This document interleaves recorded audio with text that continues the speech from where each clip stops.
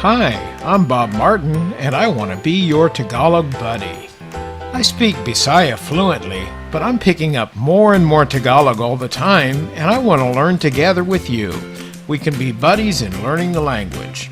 I'm working with somebody to develop a course and also teaching me more and more Tagalog, so why don't you join me for these free weekly lessons here on my website. Welcome to another Tagalog Buddy lesson. In today's lesson, we're going to talk about you, I, he, and they. Let's get started. Whenever you talk, probably the most common part of the sentences is to say you, I, he, or they. Whatever you talk about, you will likely include some person in most of the things that you say. If you want to say you, that's ikaw, which is often shortened to ka, and for a little bit more formal way of saying it, kayo.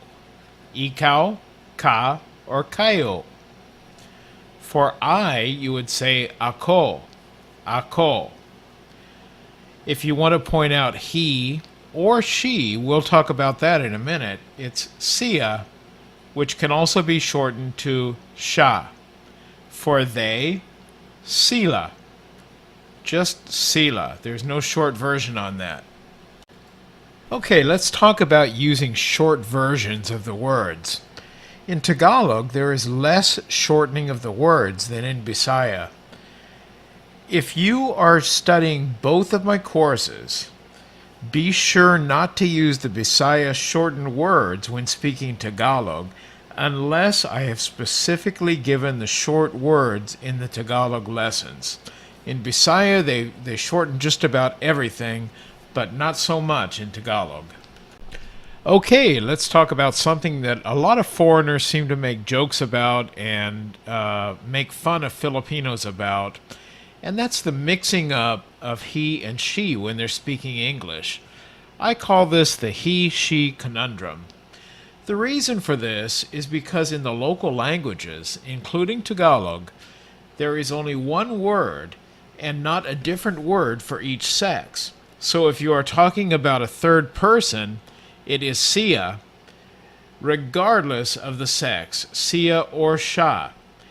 So this is all understandable since Filipinos only have the one word and there's not a different word to differentiate between the sexes.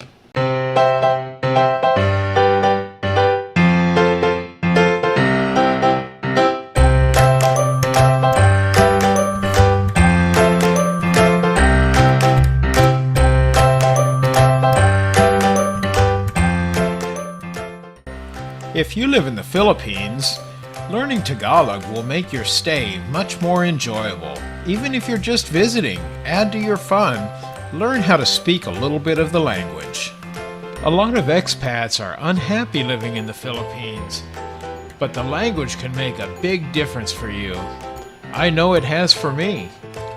I learned how to speak Bisaya since that's the language in the area where I live, but I'm also picking up more and more Tagalog, and I'm working with somebody to develop a Tagalog course. I've already got something ready so you can try it out anytime. My Tagalog course is called Tagalog Buddy because I want to be your buddy and learn together.